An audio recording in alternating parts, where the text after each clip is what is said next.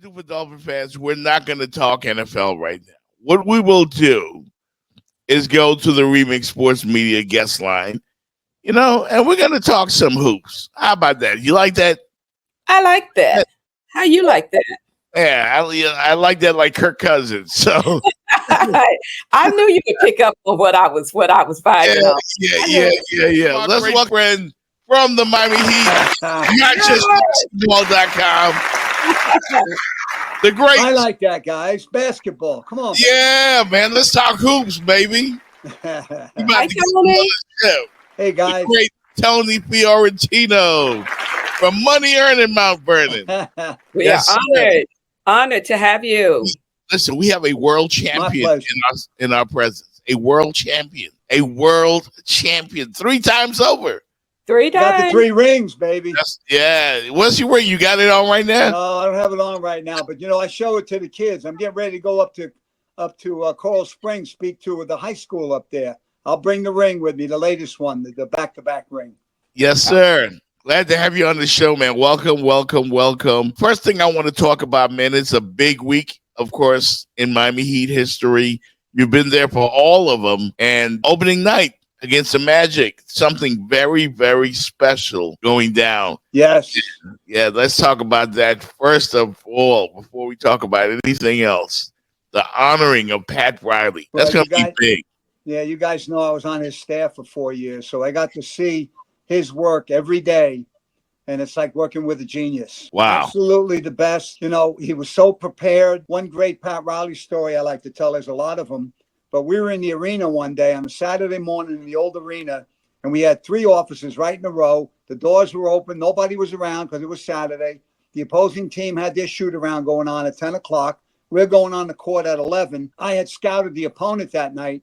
Stan Van Gundy was in office 2. I was in office 3. I yelled to Stan because the door was open. Don't forget this one thing that they do. It's a little different than most teams, right? Stan said, I got it. So we go out on the court. We start to shoot around at 11. A little after 12, Stan then walks the team through the favorite plays of the opponent. Right. Who comes walking over to me and says to me, what was that thing you told Stan to remember to go over? I didn't even know Coach Riley heard what I said. Let alone remember it over 2 hours later. It just shows you the preparation, the details that he was into as a coach. It just carried over into his presidency in creating 3 world championship teams. Wow. The whole Heat culture started from day one. The minute he got here to Dade County. Yes. He brought something here, and that's where it all started, way back when. He gave him and Mickey Harrison, who had just taken over as the principal owner of the team about a few months earlier, they brought credibility. We were 7 years into the franchise. We were okay. We had some good players, but we weren't going anywhere as far as the playoffs were concerned. And when Pat Riley came, he raised the credibility of the team, the city, instant respect. And then he went right to work and got Alonzo Mourning. He didn't have the job a month. He got Alonzo Mourning to come to the Miami Heat on a trade with Glenn Rice. He didn't want to trade Glenn Rice, but he had to get Zoe, the Hall of Famer.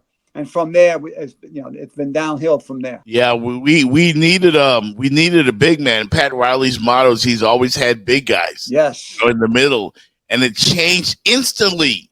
The Miami Heat became credible around the league, and it's never changed. It's always been that.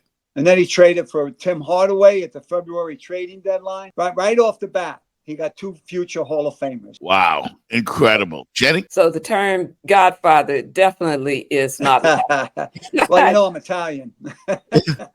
21. I get it. Yeah. There's something about that Pat Riley magic. I don't, you can't put your finger on it. You just know it exists. Yeah. It's like the culture. There's a lot of things that go into the culture, and you can't really, like I said, put your finger on one thing, but you just know that it is and it exists. Just like breathing air, you can't see it, you can't touch it, but it's there. Yeah, it's charisma. You can't define charisma, but you know it when you see it. When he's in the room, you always know he's there. And what he did was, when he came to the organization, instantly everyone working for the team became accountable. That's what he brought to the situation. As I said, that instant respect of what he had done prior to coming to the Miami Heat. And then look what he's done to his legacy since he's been here. So 30 years, and it's only fitting that the Arisons would honor him by naming the court after him, and it'll always be there forever. There's another big event going down also, Yes. Kenny and Tony. And the greatest athlete in the history of South Florida sports is being honored as well. Let's talk about that. Dwayne Wade. Finally, we get to see it. Yeah, Sunday, the unveiling of his statue in front of the arena. And I bet you he gets emotional over it because his idol growing up just outside of Chicago was Michael Jordan. And he's got that statue in front of their arena. And now Dwayne Wade has accomplished that. You know, it's almost like if you didn't know any better, you would have thought he was brought up here because he's like the adopted son. And it's just a great honor. Then that next Monday night against the Pistons, they're going to honor him at the game and show the unveiling to the 20,000 people. So it's going to be a great Monday doubleheader. Awesome sauce, baby. Definitely. We were trying to be in the house. Well, you know, he was a great player, but we know what kind of person he is. You know, there's so many stories that I could tell you about him. I tell the kids about it all the time. You know, when I go speak later, I'll use a story about his kindness and about, you know, we talk about anti-bullying, and he's the epitome of he's as good a person as he was a basketball player. I mean, I don't know how you can say it any better than that. You know what, Tony? When I think about the Miami Heat and I think about the whole culture and everything, the excellence from the front office to the last man, to the last person that works there, it's commonplace around the NBA to talk about the great teams. They always have a great front office. The Heat is known for this. The Spurs are known for this. But I'm talking about everybody from Tim Donovan, you know, Mickey Harrison all the way down. Well, you know, when I used to scout the Bulls in Chicago, it's interesting how when Michael was playing there, everybody in the city seemed to have a strut to them. They had that little, you know, that whatever it was, you could tell from getting in a cab at the airport and getting to the arena. And I think everybody in Miami that's a basketball fan walks around with a certain pride, and it all stems from Pat Riley and the Arisons. Did you use some of that when you started NotJustBasketball.com? Because we can't let you get out of here without talking about what you're doing right now. You know, giving the gift, what you learned to the kids. Let's talk about that. You know, I have that website. Thank you for bringing it up. And I have Tony's tips on there. I got 40 of them. Some of them are quotes, some are funny quotes. But I also started Tony's Tales. I've only got about 7 of them on there yet. I'm working on it. But there are stories that happened throughout my career as a basketball coach, as a teacher, going into classrooms, funny situations that happened as an announcer, working with Eric Reed for 15 years on the broadcast. And so it was a lot of fun to do that. It was a lot of work, but it was a lot of fun. And if anybody wants to go to NotJustBasketball.com, you can see the various things that they can go to learn about basketball. There's plenty of great pictures in there, too. Right on the front cover, I got a picture with Dwayne Wade, with Eric Reed, the championship basketballs. And so I took a lot of pride in this. And now I'm working with the Junior Heat program where we have clinics, we have camps. We got a winter camp coming up on January 2nd, 3rd, and 4th over at Slam High School. 3 days winter camp. Then we've got camps over the summer. We got a spring camp coming up over Easter. So we're doing a lot of different things.